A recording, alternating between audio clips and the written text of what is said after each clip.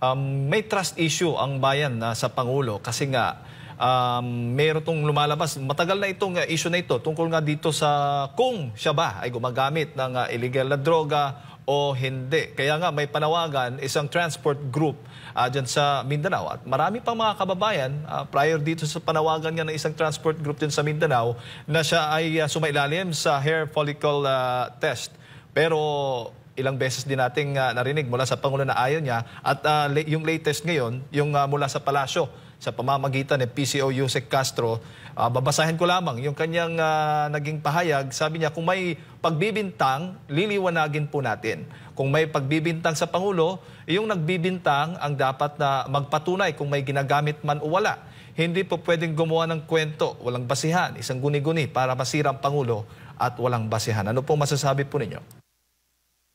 Actually, inversely sinasabi ni Claire Castro na Bongbong, magpa-hair follicle test ka na para matapos na itong question na ito kasi nahihirapan na ako dito sa mga acrobatics ko rito.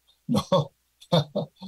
Pero ang humihingi actually ng hair follicle test ay hindi na mismo ang taong bayan. Dahil dito sa latest hearing ng TRICOM kung saan si Talaquera, si Pebbles Talaquera ay isinalang ni Acop, Congressman Acop, ay si Congressman Acop na mismo ang nagpalabas ng video. Actually, kung tutusin mo, nakalimutan na ng mga taong bayan ito dahil kumbisido na sila na bangag nga ang ating Pangulo Dahil sa mga kinikilos ng kanyang yung cocaine jaw. At saka yung pagdudugo ng mga gilagid niya. At saka yung mga incoherence niya. Pangapat, yung pagpatumpik-tumpik niya. Kung minsan, ho, kung minsan, he, kung minsan, hi. Hindi maintindihan kung anong direksyon niya. Panlima, yung pagbubulol-bulol niya. Malimit na pagbubulol-bulol. Magaling naman mag-English ang ating Pangulo. Bakit kung minsan nagkakabuhol-buhol? So, ang taong bayan sa perception level, ay kumbinsido na nagdodroga talaga ang ating Pangulo.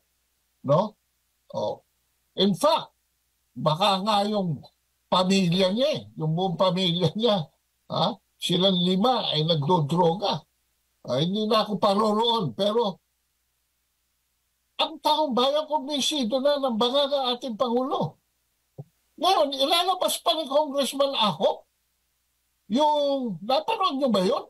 Yung video? Ilabas pa. At humihingi siya ng patunay kay Pebbles Talaquera sa isang formal hearing. Wala naman sa records ng Congress yung video na yan By showing it to the hearing and showing it to the general public, what Congressman Acop recklessly did was enroll the video into the congressional records. Hindi na niya maaalis yan. Sa ating kasaysayan, yan ang patunay na may isang pulburon video. Now, as to whether that is true or not, bahala na sila diyang mag-hearing. Pero para sa akin, it is an implicit request by the House of Representatives through the TRICOM. Let's get into the bottom of this. And the only way to get to the bottom of this is, Admar and Jade, through a hair follicle test.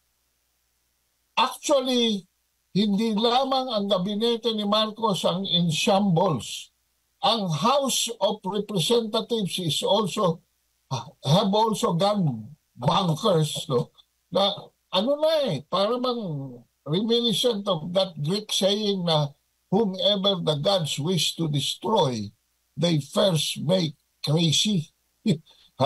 So, yan ang aking pananaw dyan. Opo. hair follicle test na yan.